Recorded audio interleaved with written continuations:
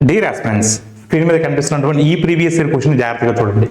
A shop keeper purchased A TV whose market price is 16,000 from a dealer, two successive discounts of 20 and 10. The shopkeeper spent 480 rupees on transportation charges. Finally, he sold that TV for 15,000. What is the profit percentage?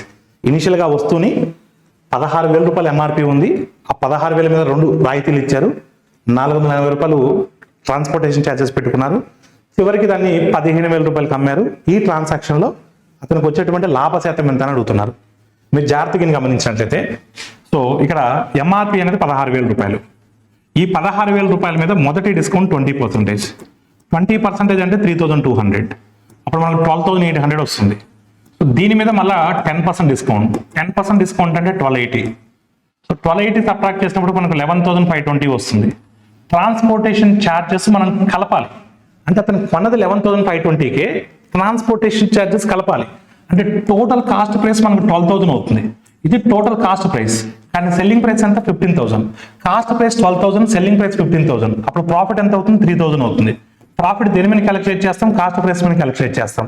3,000 by 12,000 అంటే 1/4. 1/4 అంటే 25%. Option 2 is the right answer. Thank you all of you.